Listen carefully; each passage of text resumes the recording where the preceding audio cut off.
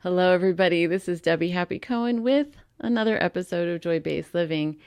And in today's video, I'd like to talk about joy being the basis of our daily living and how important it is to recognize that that doesn't mean that we feel joyful all the time. One of the most important practices that we have at Joy Based Living is becoming more aware and more alert to our emotions. Here's an emotional chart. I'll actually put a link to a blog post where you can download this. I've tried putting it up close, but it just ends up shining. So at the top is joy and things that are like joy. At the middle is acceptance and courage. At the bottom is things like grief and shame.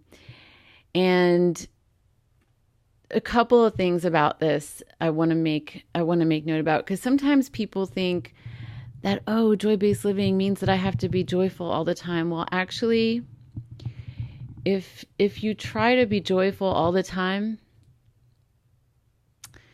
you will end up lying to yourself. And that will create more chaos and drama inside of your being than anything else. It can actually make you sick.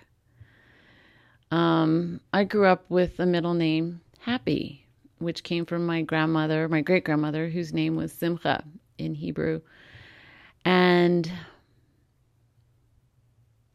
in my family, it was commonplace to look happy and to look beautiful, even if you weren't feeling it. And so I'm aware of the pressure that causes. And I also have learned techniques to, what I call it, like taking off the valve on if you've ever used a pressure cooker, you take off that little tiny valve on the top, lets out steam. Because hidden under my smile for many years was a lot of sadness, a lot of anger, a lot of hurt, a lot of shame.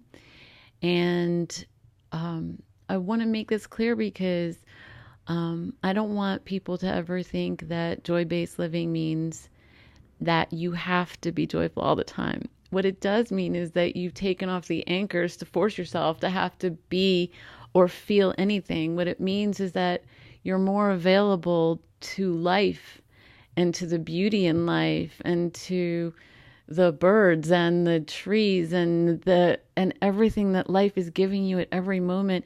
You know how like a young infant takes everything in and they're joyful? I think that's how we're meant to be. And if they're not having their needs met, they don't pretend like they're joyful. So let's let ourselves off the hook and be kind to ourselves by being true and honest about what we're feeling. And when we're aware of it and we accept it and then we articulate what we're feeling, those are keys to releasing that valve. Another key is the wholehearted mastermind process at Joy Based Living.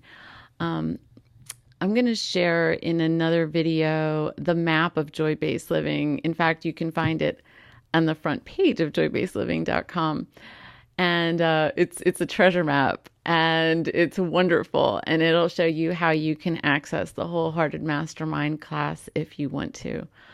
I wish you the most beautiful, blissful life, and I invite you to join us for an intimate conversation at Joy Based Living. Thank you so much.